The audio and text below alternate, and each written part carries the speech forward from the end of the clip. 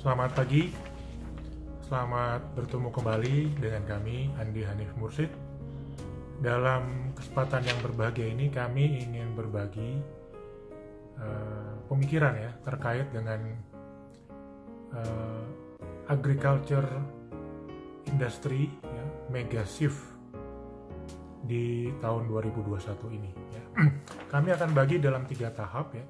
Satu adalah perubahan yang terjadi di lingkungan global. Yang kedua adalah perubahan yang terjadi di tingkat konsumen dari konsumen industri pertanian. Dan yang ketiga adalah perubahan yang terjadi di industri pertanian itu ya, yang menyebabkan terjadinya perubahan kompetisi. Ya. Nah, dalam video kali ini kami akan fokus untuk masuk pada perubahan-perubahan global ya, yang terjadi yang mempengaruhi industri pertanian ya, atau agriculture industry. Ada 6 perubahan-perubahan ya, yang atau aspek ya yang berpengaruh terhadap industri pertanian. Yang pertama adalah apa yang disebut dengan COVID-19 propagation and vaccine availability. Ya. Jadi masa depan dan kinerja daripada industri pertanian di era COVID-19 ini sangat dipengaruhi oleh seberapa bagus ya, pemerintah di masing-masing negara itu menangani COVID pandemik ya di negaranya. Seberapa berhasil mereka merubah ya daerah-daerah yang sebelumnya merah menjadi oranye, menjadi hijau dan seterusnya. Seberapa mampu mereka menerapkan protokol kesehatan ya 5M ya, kemudian seberapa mampu mereka menerapkan 3T ya. Kalau 5M itu kan kita tahu, satu memakai masker, yang kedua mencuci tangan, yang ketiga menjaga jarak, yang keempat menghindari kerumunan, yang kelima mengurangi mobilitas. Kalau 3T itu adalah satu testing, yang kedua tracing, dan yang ketiga adalah treatment. Yang mampu melakukan 5M dan 3T ini dengan masif, dengan intensif, dengan disiplin yang tinggi, dengan fokus, itu yang akan berhasil menangani pandemi COVID-19 ini. Kita bisa lihat contoh negara-negara yang berhasil itu seperti Selandia Baru, Australia, Korea Selatan, Taiwan, Singapura. Itu adalah contoh-contoh negara yang pemerintahnya mampu menerapkan 5M dan 3T itu dengan sangat baik. Yang kedua, dipengaruhi juga oleh seberapa mampu pemerintah masing-masing negara itu mendistribusikan vaksin ke semua wilayahnya dan memberikan vaksin kepada warganya. Minimal 70% dari penduduk di sebuah negara itu mendapatkan vaksin ya. Di level itu baru bisa terjadi apa yang namanya herd immunity ya, imunitas komunitas ya, komunal. Nah di Indonesia aja contohnya ada hampir 300 juta penduduk. Kalau 70%-nya itu kurang lebih 180 juta, itu distribusinya itu bukan hal yang mudah. Apalagi di Indonesia punya ribuan punya ratusan pulau ya, dengan medan geografi yang nggak mudah ya. Belum lagi infrastrukturnya juga nggak tersedia dengan mudah ya. Nah, tantangan berikutnya setelah vaksin didistribusi adalah bagaimana menyuntikkan vaksin itu juga kepada publik, kepada masyarakat ya. Karena ini satu hal tersendiri ya yang butuh effort luar biasa. Nggak mudah untuk meyakinkan publik untuk mau divaksin karena berbagai macam faktor. Jadi keberhasilan dalam hal mengelola pandemi dan keberhasilan dalam mendistribusikan dan memberikan vaksin itu sangat menentukan masa depan industri pertanian. Yang kedua adalah global dan national recession. Kita tahu Indonesia mengalami resesi, dunia juga mengalami resesi. Artinya adalah penurunan daya beli yang paling sederhana. Kemampuan daya beli secara agregat maupun secara individu itu berkurang drastis ya. Resesi itu menunjukkan bahwa akan lebih banyak orang yang kehilangan pekerjaan, lebih banyak perusahaan yang tutup, ya, lebih banyak kue ekonomi, lebih sedikit kue ekonominya dan seterusnya. Ya. Kalau di tingkat individu yang paling gampang adalah uang yang dimiliki oleh orang itu menurun, ya.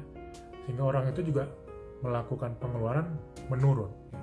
Dan itu terjadi dengan jelas di 2021 ini. Nah, itu yang kita hadapi, ya. Kemudian yang ketiga adalah intermittent social distancing. Ini sederhananya pembatasan karena adanya COVID ya. Bisa kita kenal ada yang namanya lockdown, ada yang namanya PSBB. PSBB pun ada yang sifatnya nasional, ada yang regional, ada yang mikro dan seterusnya. Jadi pembatasan karena adanya pandemi COVID-19 ini memberikan pukulan telak bagi industri pertanian. Ya. Sejumlah hasil pertanian itu dengan adanya pembatasan ini menjadi sangat sulit untuk didistribusikan, ya. Karena ada daerah-daerah yang mengalami lockdown, mengalami PSBB, pembatasan, akses transportasi terhambat, aspek distribusi juga tidak memadai, terhambat, dan mengakibatkan banyak produk-produk pertanian itu yang membusuk, ya, karena produk pertanian itu perishable, gampang rusak, ya. Jadi social distancing, PSBB, lockdown ini sangat berpengaruh terhadap industri pertanian. Yang keempat adalah global agriculture supply chain disruption. Jadi disrupsi di rantai pasok dari produk-produk pertanian. Kita tahu negara-negara penghasil produk pertanian yang utama ya di dunia ini dengan adanya COVID itu mengalami disrupsi industri pertaniannya. Cina, Eropa, Amerika dan sebagainya. Apalagi dengan adanya pembatasan, distribusi barang terhambat, banyak barang-barang yang nggak bisa didistribusikan ke konsumen, ya, karena banyak pembatasan, banyak regulasi, akhirnya barangnya berkurang kualitasnya bahkan membusuk. Ya.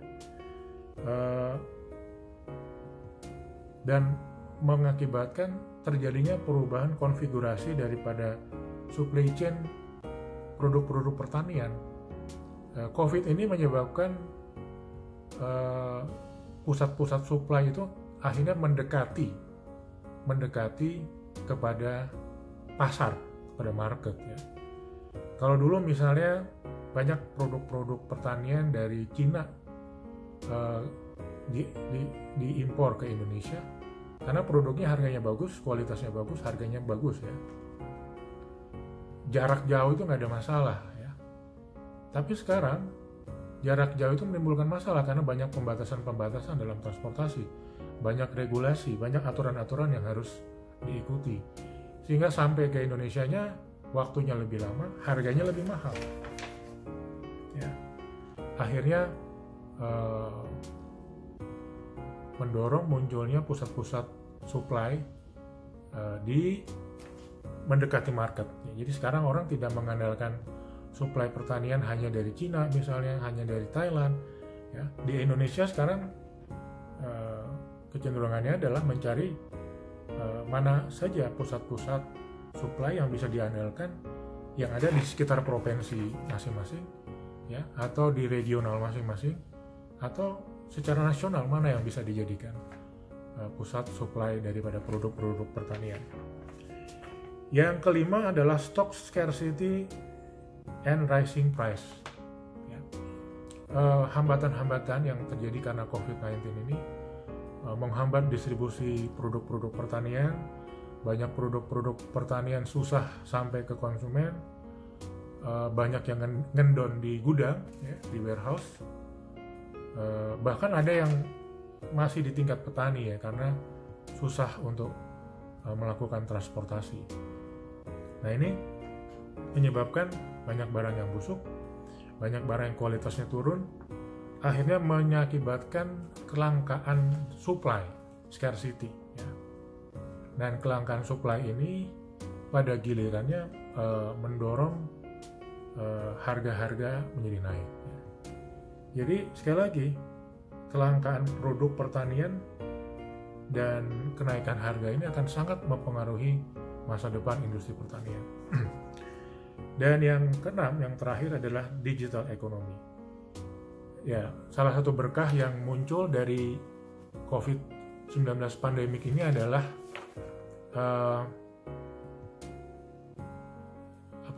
digital economy itu mengalami percepatan, ya. COVID ini dianggap sebagai katalis dari digital teknologi, ya, yang mendorong percepatan adopsi teknologi digital ke semua sendi-sendi kehidupan kita, ya. Sekarang itu orang bisa semuanya dilakukan secara virtual, ya. Bekerja virtual, belajar virtual, berinteraksi secara virtual, arisan virtual, ibadah virtual, lebaran virtual, dan lain-lain, ya. Apa yang oleh sebuah negara yang sangat berhasil dalam melakukan adopsi teknologi digital perlu waktu 5 tahun supaya warganya itu terbiasa untuk bekerja secara virtual, belajar secara virtual, berinteraksi secara virtual, ya. Dengan adanya COVID-19 ini hanya butuh 8 minggu, ya, yang mendorong seluruh dunia beradaptasi menggunakan teknologi digital untuk bekerja, untuk belajar, untuk berinteraksi, untuk beribadah, ya. Suatu akselerasi yang luar biasa, ya. Jadi teman-teman di korporasi sering bilang bahwa COVID-19 ini adalah Chief Transformation Officer yang paling luar biasa, ya, yang paling kuat mendorong semua orang bertransformasi, ya. Jadi Bapak Ibu, ini adalah 6 aspek yang terjadi secara global, ya, ada di semua negara yang mempengaruhi industri pertanian. Jadi sekali lagi, pertama adalah COVID-19 propagation and vaccine availability, yang kedua global and national recession, yang ketiga intermittent social distancing, ada lockdown, ada PSBB, dan seterusnya. Yang keempat adalah global agriculture supply chain disruption, disrupsi dalam rantai supply produk-produk pertanian. Yang kelima stock scarcity and rising price, ya. Kelangkaan stok produk-produk pertanian yang mendorong kenaikan harga produk-produk pertanian. Dan yang terakhir adalah digital economy. Demikian perubahan-perubahan mendasar yang terjadi secara makro, secara global di dunia yang mempengaruhi industri pertanian. Terima kasih.